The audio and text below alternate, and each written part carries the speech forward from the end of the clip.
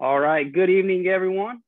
Thank you for joining us tonight. We appreciate you taking another hour and a half out of your time to join us. We have Richard Kinney here with SABO Officials Association. He'll be doing the presentation tonight. So thank you, Richard, for taking the time out of your evening to be here with us. As we've done in the past, Q&A chat box is open. If you have questions, we'll go through them as they pertain to the slides. Anything specific or general to FHSA, we will answer those at the end. We will try to stay under the hour. If we do go a little bit longer, please feel free to take off if you need to go. We understand. So again, thank you for being here tonight. And Richard, thank you as well. And I'll turn it over to you. Thank you, Jeremy. As he said, I'm Richard Kinney. I'm the Vice President of the Southern Association of Basketball Officials here down in Jacksonville, Florida. Tonight, we'll be going over team control foul mechanics as it pertains to the new rule change. I'll also be covering basket interference and goaltending. Are there any questions before I begin?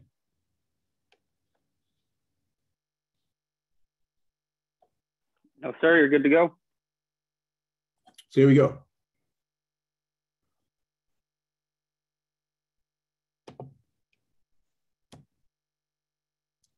Team control foul signal change. As we all know, this was a change this year in the mechanic. And I took this right out of the new rule changes. It's obviously a change in the mechanics manual. The elimination of the punch, or signal number 37, as shown there on the bottom right of your screen. Obviously, you can read right there the rationale. It simply says that through a consensus, I understand a survey was sent out back in April and May timeframe. And I guess the general consensus around the country was that officials just obviously did not think they needed two different signals to distinguish player and team control foul. I don't know the thinking behind it, but that was the end result. And as we see, we only have one signal now that will signal a player control foul, which is obviously the player that is in possession of the ball, either holding or dribbling the ball, and a team control foul. And we'll go through those team control scenarios. And each one of those scenarios where team control exists, we will utilize signal 36, which is now player and team control. So for the mechanics, and the mechanics are important because mechanics are use of proper signals and mechanics is again this year a point of emphasis. That's 2 years in a row. So apparently we as officials need to get a whole lot better in our mechanics and our signaling. Because through those mechanics and signals, we're communicating to a bunch of customers. The primary customer we're communicating with is our partners. Secondarily, we're communicating with the coaches, the table, and the fans, if that means anything to you. But again, proper signals and proper mechanics is for the second year in a row a hot point of interest. So as we see, the new team control mechanic. Obviously right here, you can see we will indicate a foul by utilizing stop clock mechanic for the foul, followed by the player team control signal. That's just hand up, closed fist, hand behind the head, point, and then we're gonna point to the direction of the throw in. And that's communicating with our partner, letting him or her know where that ball is coming in. Again, very simple. Obviously, there'll probably be some growing pains But remember, when we have a team control foul, it now utilizes the exact same signal as a player control foul. Are there any questions? There was one, but as you continued, you answered it. So they're good to go, Richard. Okay, thank you. So now, it's important for us as officials to understand what a team control foul, or what conditions must exist or exist where a team maintains control. And if a player from that team commits a foul, it becomes a team control foul. I know that sounds kind of redundant, but once we understand these scenarios, first, when a player of the team that is in control, that's team control. A live ball being passed among teammates during an interrupted dribble, and also the team maintains control during a loose ball. If the ball gets loose, the last team that had control of that ball is still considered to be in control of the ball. When a player of the team has it at the disposal for a throw-in. Now, if any one of these conditions exist and a foul by the team in control of the ball occurs, we will now use the new team control mechanic. The punch is gone.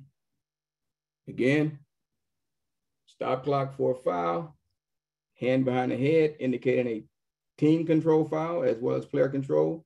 We'll point to the direction that we're going in and point to the designated spot.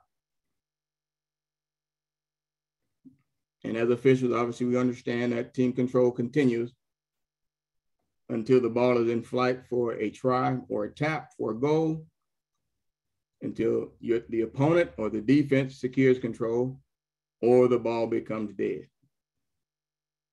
And here again, I already said it.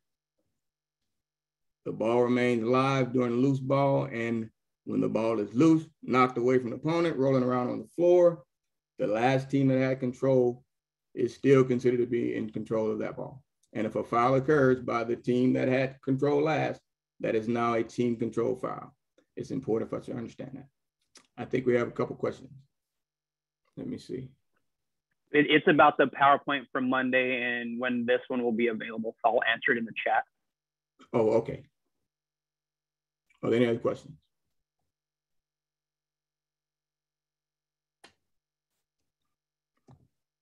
No, sir. Okay. So there was some discussion up here about utilizing secondary signals. Now, some secondary signals can be used, and the use of them is to clarify for the coaches. If they don't understand what a player did, they may not have seen the foul. And obviously we'll be verbal with that as well. So if you look in the officials manual in part 5.4.2, section C, 4D, it says right there clearly, if a player control or team control foul, it's under reporting your foul. After you've called a foul and you go to report the foul, it's under reporting the foul. Again, that's in the officials manual. It says use the appropriate player team control foul signal, which is there's now only one, signal 36, and only if needed to clarify the additional foul signal to communicate the type of foul. And very simply, you got a loose ball, offensive team reach out and grab a person, that's a hold. That's a team control foul. Illegal screen, generally always going to be a block. When we have that passing crash, A1 passes the ball off, crashes through B2 in the lane, that's now charging. That's a team control foul. And if you feel the need to highlight that or clearly communicate that, or like it says here, clarify, the use of a secondary signal is acceptable. Are there any questions? Not acceptable, Nope. but authorized by the officials manual. Is there another question? I see 7 questions. No, sir, you're good to go.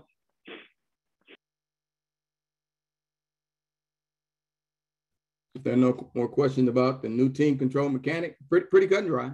Here again, maybe a few growing pains. It's okay. Kind of the same thing that happened when we introduced the new held ball signal. You had the stop clock first, then go up with the held ball signal. So, but go ahead and practice that, and it should wear in well. Shouldn't be much of a change for the official. So now, we're going to go ahead and cover some basket interference rule 4.6 in your rule books. And just to be clear, we'll just go over what basket interference is. That's when a player touches the ball or any part of the basket to include the net while the ball is on or within either basket. And that's important. While the ball is on or in either basket when touching the net. We'll talk about it later. Touches the ball while any part of the ball is within the imaginary cylinder, which has the basket ring and its lower base. That's obviously above the basket, the imaginary cylinder. The basket going straight up if it could. With the exception, in Articles 1 and 2, if a player has his or her hand legally in contact with the ball, it is not a violation if such contact with the ball occurs after it enters the imaginary cylinder, or if in such action the player touches the basket. Dunking or stuffing is legal and is not basket interference. That is a lot to say during a dunk. That is the only time a player can be touching the ring and it not be basket interference. Player dunks the ball and it immediately goes through the basket while he or she is touching the ring. That's not basket interference, obviously. Or Article 3, if the player touches the ball outside the cylinder while reaching through the basket from below, or pulls down a movable ring so that it contacts the ball before the ring returns to its original position. Are there any questions?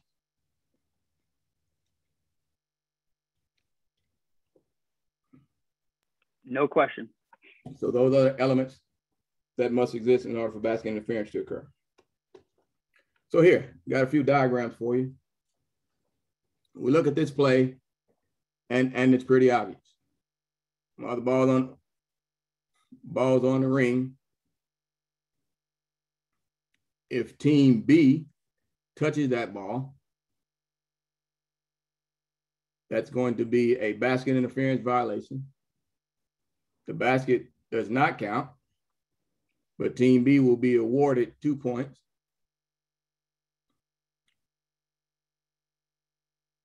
And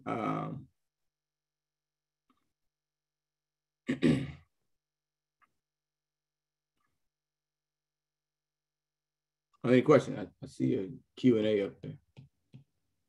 Let's see if I can see what that is. Slapping the backboard, is that basket interference? I'm going to cover slapping the backboard under goaltending, but it is not. I'm going to cover it more under goaltending. I'm going to get real specific on slapping on contacting the backboard during a shot attempt. Sounds good. Thank you. So just hang on for a second.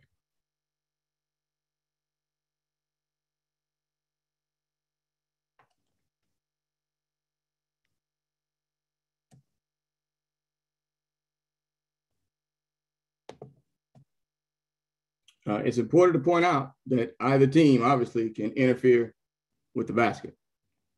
So here we got number 4 there. Touches the ball, doing a field goal try while the ball is in the cylinder above its basket and taps it into the basket. This is an offensive basket interference.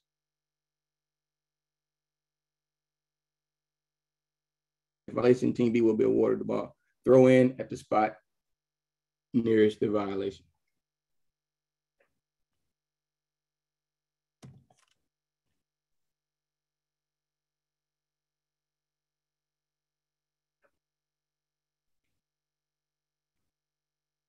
Now here it's just, it's the opposite. You have the defensive player contacted the ball when it's above the cylinder. Any question? This should be pretty elementary to just almost everyone. No, sir. I think we can keep going. Oh, something popped up. A couple of them popped up. Let's see what we got. Here we go. What is the signal for this violation? For that violation, you're simply going to stop clock. If it's on the defense, can everyone see me? I don't know if I turned my video off. No, we can see you. Okay. We're going to stop clock. If it's on the defense, right? Boop, violation. Turn to the scoring table.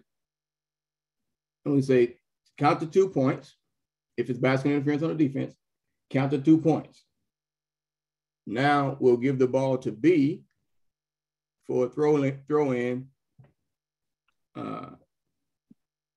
anywhere along the end line. If it's on the offense, same thing. Stop clock for a violation. If the basket goes in, you wave off the basket and simply say no basket. Are there any questions? I had a question say, I said award the basket. I think I meant the basket is not awarded. I don't know, I may have misspoke on that.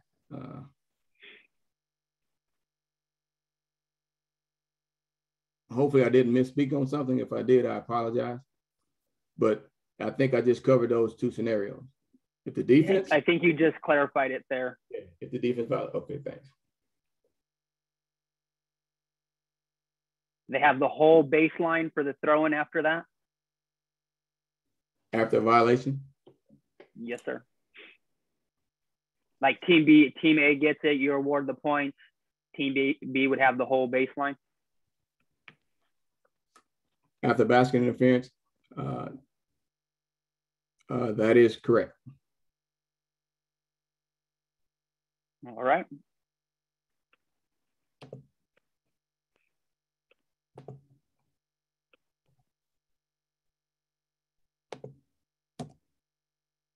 So I want to take a look at this. I clipped this video. I wish I could show it because it happened in a micro fraction of time, this video. So what you're looking at, this still photo, and the official, if you see number 3 standing there, the C official is standing right to the right of that player. The center official is standing right to the right of that player. So this player, he's outside the lane. Teammate A1 passing the ball. He goes up, dunk attempt, and the ball popped out, hit the backboard, went back through the basket while he was still touching the basket. So this is what happened. Popped out, hit the backboard, immediately came back through the basket. And I put here, once that ball popped out and hits the backboard, remember that dunking exception from before, it no longer applies. Because remember we said the only time a player could be touching the basket when the ball goes through is on a dunk attempt. But that ball popped out and it was fast. He dunked it, hit the backboard and went right back in. Whoop, basket interference. As soon as that ball went back through and he was still touching the rim, it automatically became basket interference.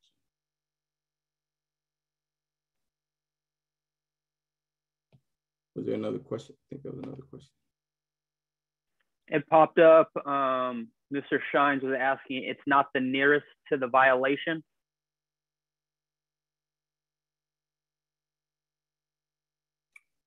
Is he referring to the? I'm assuming maybe the throw-in. Mr. Shines, you want to clarify on that? Were you speaking of the throw-in being the nearest to the violation?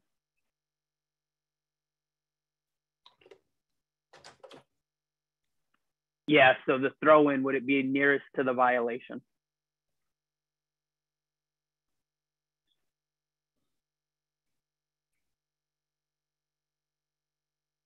I'm sorry, that is correct. If the basket, no basket is awarded, but you award, the basket does not count. You award the points, and the throw-in goes nearest the spot of the violation. So it'll be right there on either side of that lane line.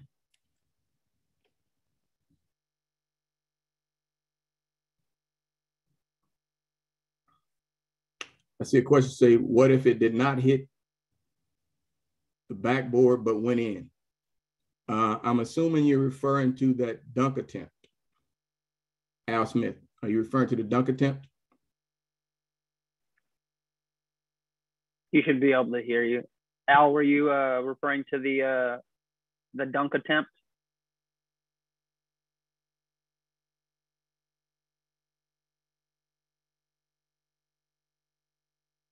If you're you can go on.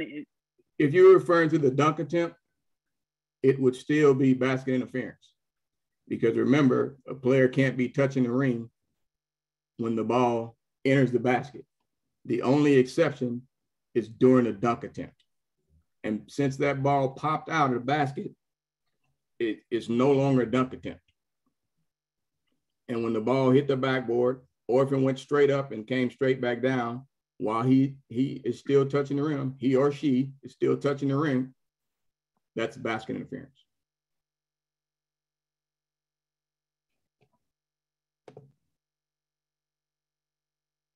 In the picture, if he wasn't touching the rim, would it be okay? So yes, if he was not contacting the rim, there's no violation. Score the basket and we play on.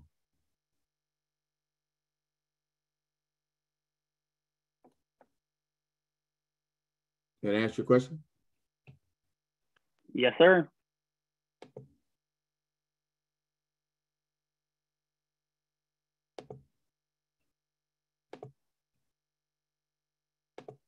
All right. So now, there's a very rare basket interference scenario. I've never seen it. But if you ever see it, hopefully you know how to adjudicate that play. And this game comes straight out of the casebook. So since it's a violation for the thrower to throw the ball directly into the basket from out of bounds, what happens if B, that's supposed to be B1, touches the throw-in pass while the ball is in the ceiling above A's basket? This is a very strange play. It is basket interference. 2 points will be awarded to team A, and team B is awarded the ball for a throw-in anywhere along the end line. I don't know if anyone's ever seen that. I haven't, but we need to be aware of it, that is basket interference on the throw-in pass that is contacted by the defense above the cylinder. Obviously, if the defense didn't touch it, it's a violation.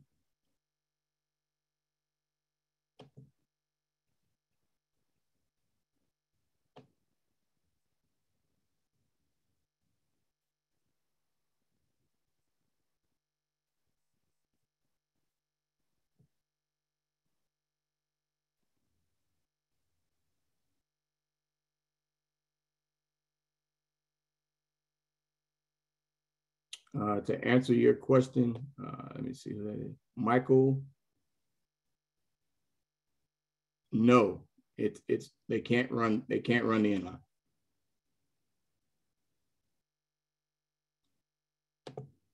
Let's see.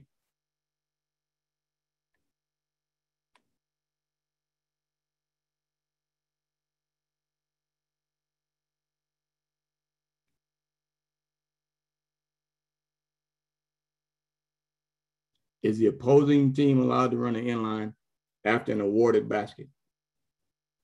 So in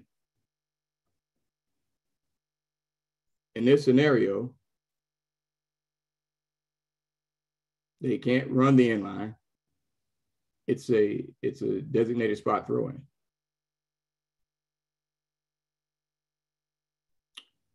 Do you have to judge if the missed dunk lower the rim and hold on, wait a minute. Do you have to judge if the missed dunk lower the rim and pop the basket up? Would it be, I'm not exactly sure what that question is asking. I think it's saying if the dunk lowered the rim and then it popped the basketball up, probably out from going in, would that be basket interference? BI for basket interference. Oh, for basket interference. So a player's attempting to dunk and move the ring, pulls down the rim, and that pops the ball up.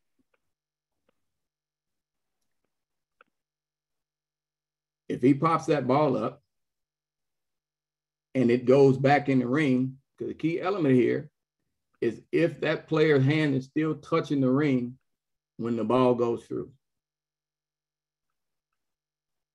Thanks, Greg. Did that answer your question, Eduardo?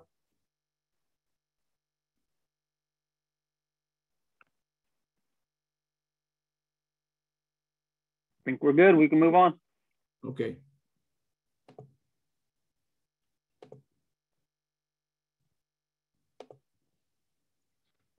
Now we'll cover goaltending. And someone asked a question earlier about slapping the backboard, and we're going to get to that. So goaltending occurs, very simple rule, 422.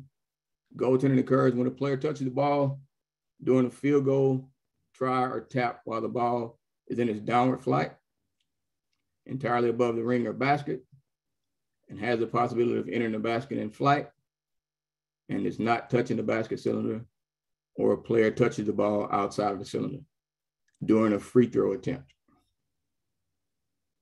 Don't know if you've ever seen that, but we'll cover that one too. So those four elements have to exist. It must be a try or a tap.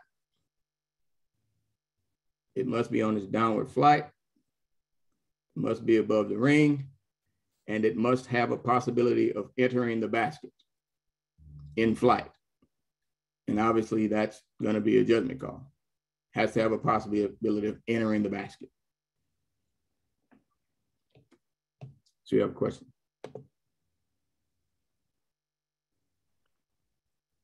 They're saying awarded basket team B may indeed run the inline.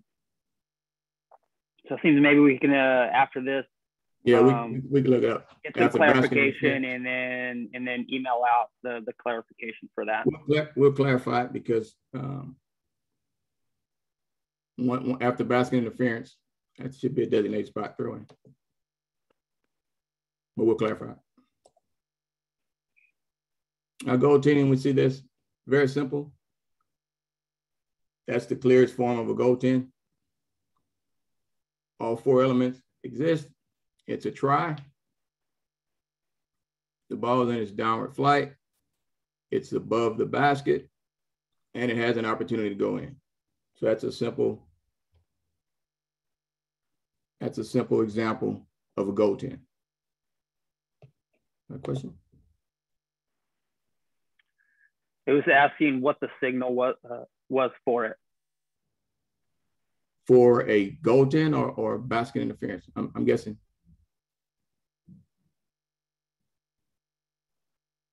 Okay, hey, Pete. Pete, I see you. But Kenneth, Kenneth, do you want to clarify on what violation you were needing a signal for us? Goaltending. Same thing. If it's a violation, stop clock for a violation. Look to the table, and you're going to count that basket.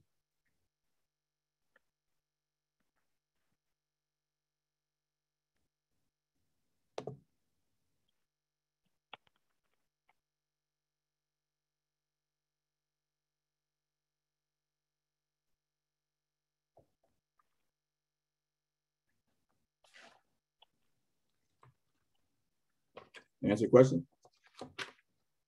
I think we're good.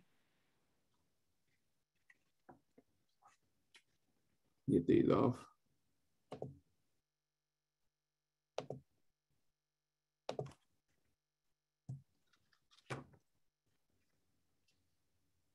So here's the goaltending.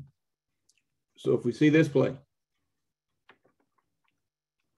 that ball is on an upward flight, and the player pins the ball on the backboard or blocks it onto the backboard. That's legal because the ball is still on its upward flight.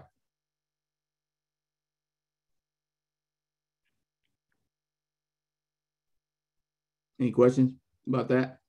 That's pretty simple. Oh, got one? Why do officials circle their finger and then it says not a correct signal?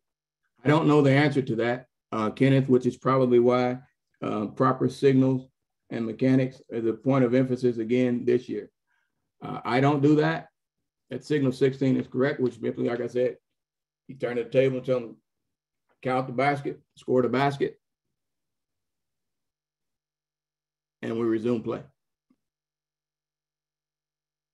Yeah, the circle on the finger, I don't know where that came from. I've seen it as well.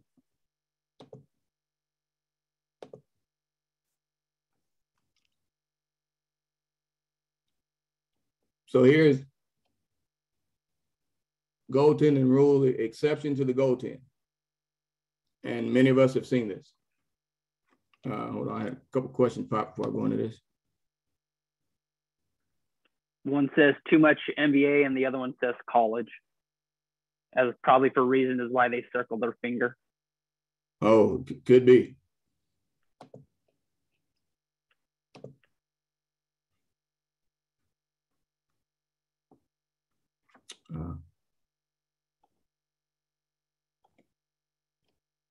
McKinnis, Alan Mack, you are correct. If the ball hits the backboard first and then the defender hits the ball, that is goaltending, correct? No. If the four elements exist and the ball hits the backboard first and then a person contacts the ball, that's now basket interference. Because the backboard has nothing to do with goaltending. It's basket interference now.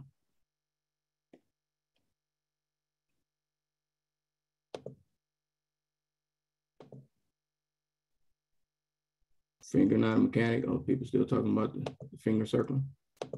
So right here, we see A4 is going up for a dunk. 55 goes to block the dunk. And he blocks. We see the scenario right here. If he blocks that dunk, even if it's on its downward motion, and his hand hits the ring or whatever, that's a legal block. Now we have a held ball for an alternating possession.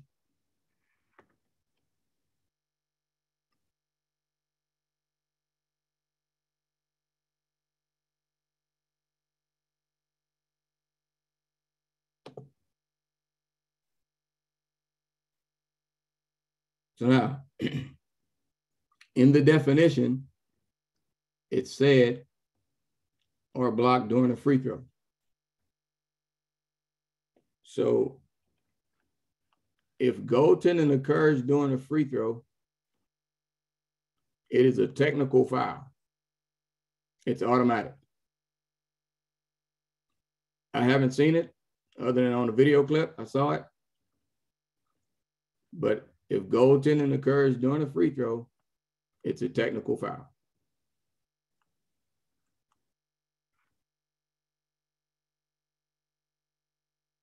And all the elements that follow on a technical foul. Obviously, that basket will count. And then the free throw shooting team will be awarded 2 technical foul shots and the ball for a throw in at the division line opposite.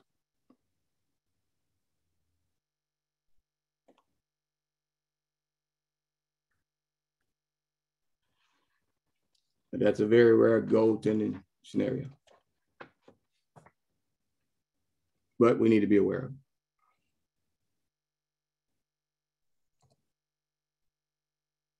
So now slapping the backboard. I'm gonna go to that earlier question to the person who asked that question earlier. So there's a rule on, well, we'll go through it real quick. So slapping the backboard, again, the backboard has nothing to do with, hold on, I have a question. I'm gonna run past it.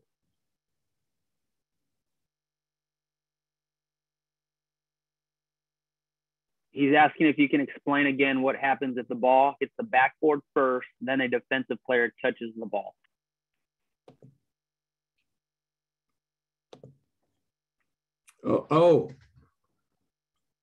I apologize. If that ball, the four elements exist and it's on its downward flight, that's goaltending.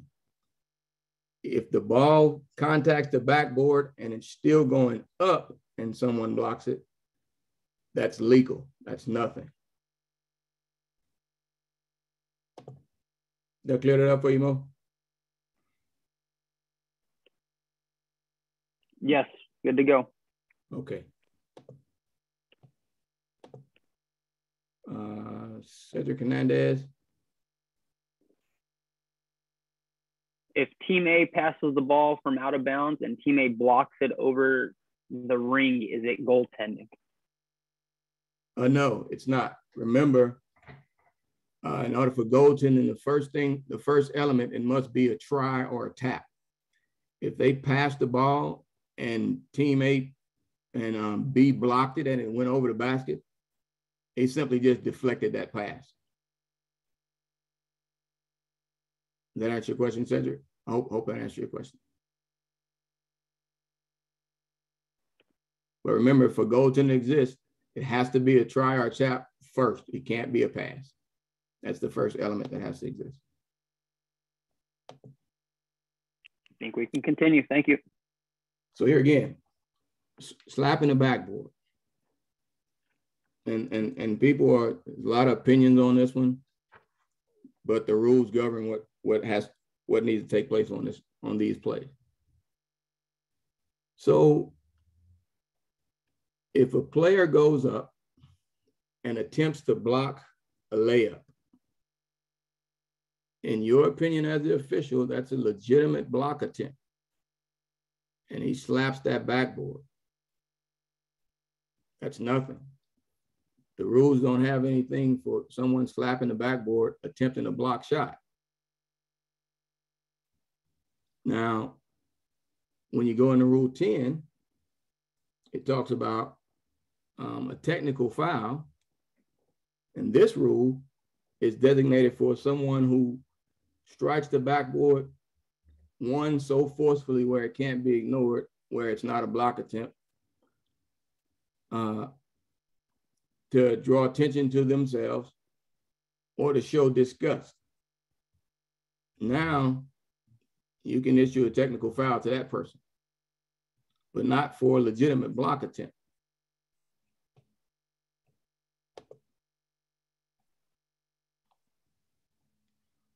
If slapping the backboard shifts the basket in any way, would you consider that to be interference? If it's a block attempt, I would not. And I'll give you this. The rule book is slightly confusing on it, because in one area of the rule book, in Rule 10.4 says, it starts out saying, if the player illegally contacts the backboard, and that's the key, it says illegally contacts the backboard, and intentionally slapping or striking the backboard, causing the ring to vibrate, to try or tap.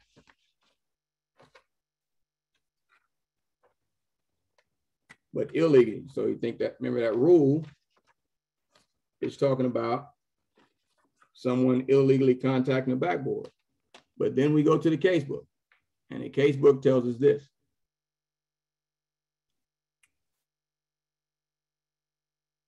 A1 is trying for a goal. B1 attempt is 10-4-4 in your casebook. A1 tries for a goal. B1 attempts to block the shot, but instead slaps and strikes the backboard, and the ball goes into the basket.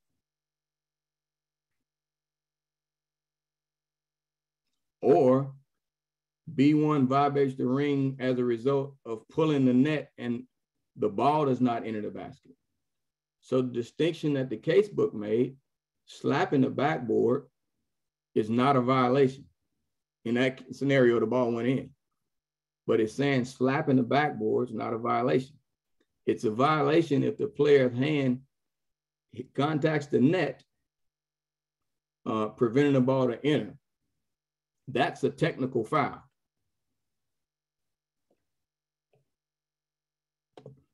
I got a quick question.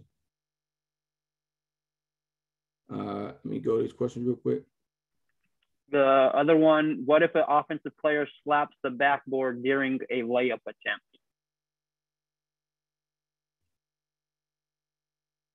When they just go up and hit the backboard. I don't know if you think, now we're getting in the judgment area, because I don't know of any rule that covers that other than slapping the backboard so forcefully where it can't be ignored. A1 falls under that same, they fall under that same, governed by that same rule. If you think they're showboating and slapping the backboard, you're well within the rights to issue them a technical foul covered by Rule 10-4-4,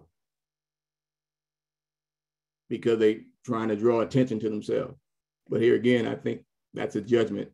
That's going to be a judgment call.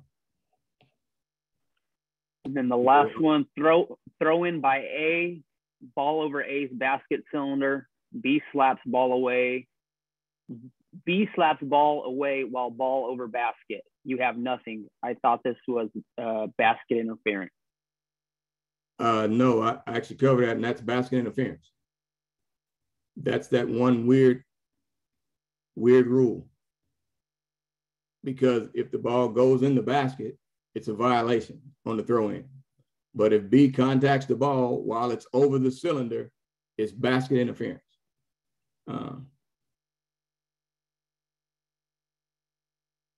Hopefully I answered that question.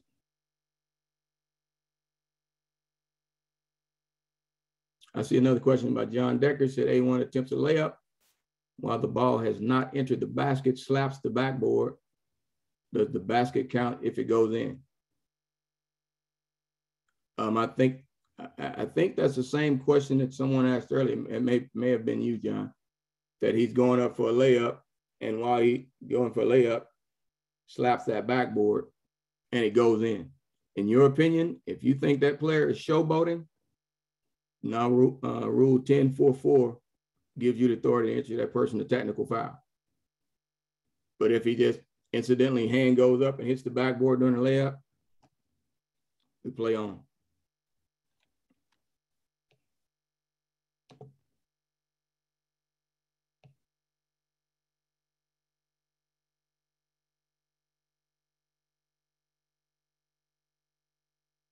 Pete Kafka, I think Pete is answering the question. Were you asking the question?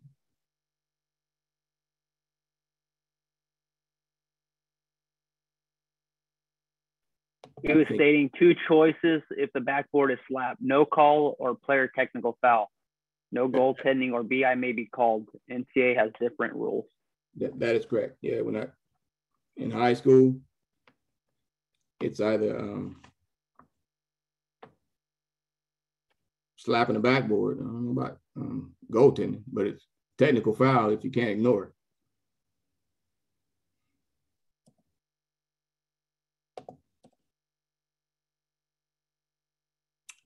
I just found a play and I put it up here.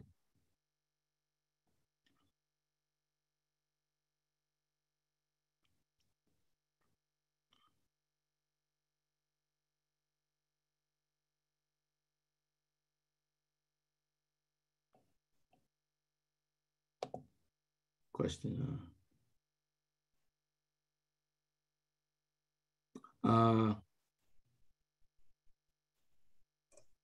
Albert says he needs more clarification on throw-in from Team A and Team B basket interference above the rim.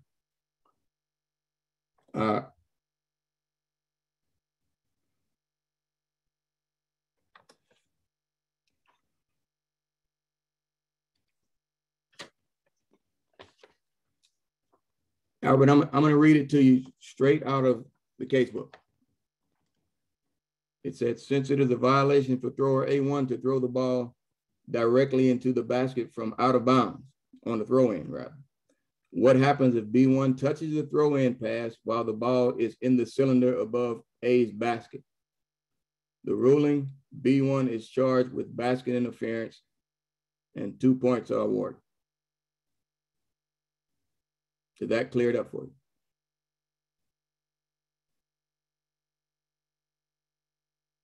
And that's casebook 911-2, situation C.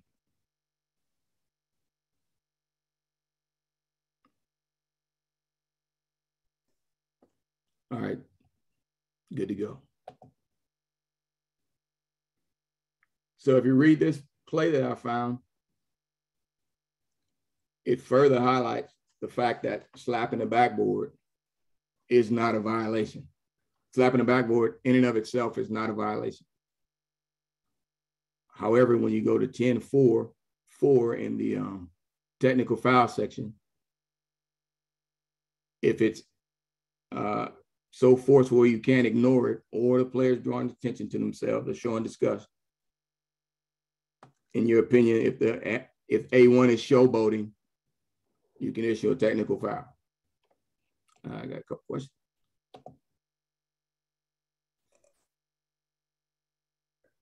Richard, Jeremy had to step away. The next question says, need to clarify that they should be able to run the inline after all made baskets, awarded baskets, and defensive baskets interference.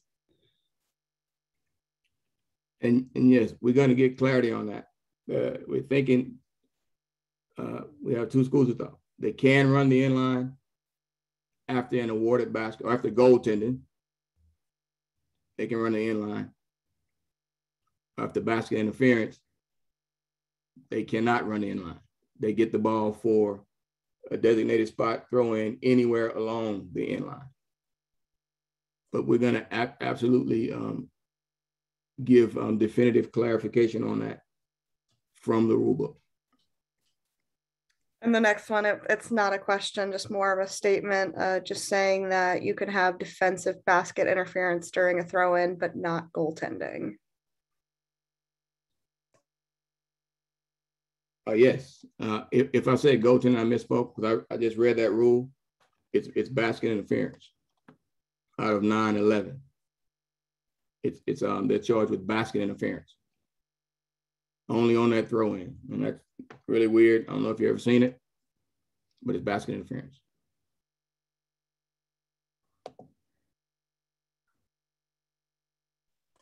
It looks like all questions have been answered, so you're good to keep going. Okay. So now, before we go into the questions, we'll talk about who has responsibilities for basket interference and goaltending. It's pretty basic. If the shot comes from C's area, C still has responsibility for the shooter and contact on the defender. So now trail will follow the flight of the ball, which means trail will generally have primary responsibility for ruling goaltending or basket interference, and vice versa. If the shot comes from C's area, trail's area, trail now has responsibility for the shooter, especially if it's a jump shooter or airborne shooter, to make sure they land safely. And C is now going to have watch the flight of the ball. That's pretty basic. And make that determination. However, obviously C or trail can make the determination on whether it's goaltending or basket interference. Obviously, the lead official should never have any jurisdiction on something that's happening at or above the basket.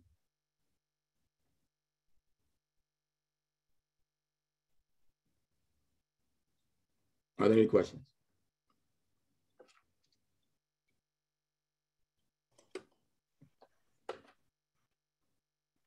Throw in by A1, ball over A's basket cylinder, A2 catches and dunks. This is basket interference, no basket. Which one is correct, basically? So if A1 throws the ball in and A2 catches it and dunks it while it's over the cylinder, yes, that's also basket interference.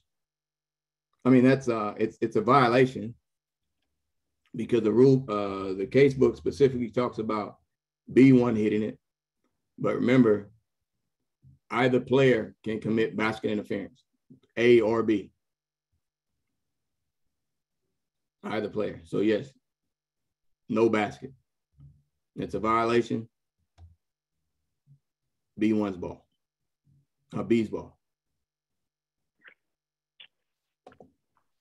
Awesome. Thank you, Richard. If there are any other questions, again, please feel free to send those in now. I know we do have a couple of clarifications that I'll get with Richard. Ed and I will get with Richard and just send out clarifications on those.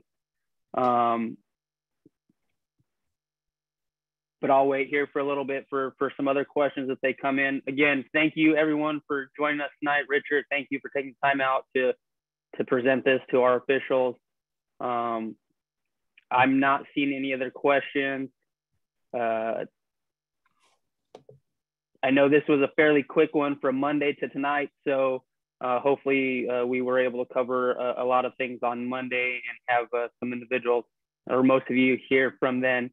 Again, the next one isn't until October as of right now. However, we will try to get some other ones scheduled and sent out to you guys and girls as we move forward before the season starts. One last one, it looks like just for clarification, any official can call basket interference or goaltending no matter where that official is on the court.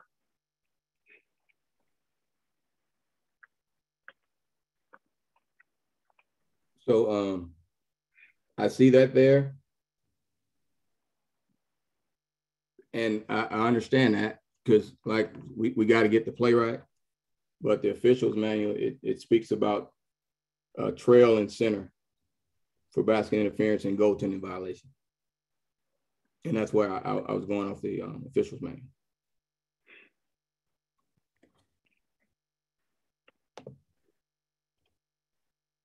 Thanks, Greg. All right. Well, I think that does it for tonight, Richard. Again, appreciate you taking the time. Appreciate everyone for joining us tonight. As soon as I get any other scheduled, that information will go out. So I did send out a message earlier. This will be posted on the Central Hub by the end of the day tomorrow. So you can be expecting that if you want to come back and take a listen to it at any point or send it out to any of your members who were not available for tonight. So hope all of you are safe and well. Looking forward to an awesome season this year, and good night.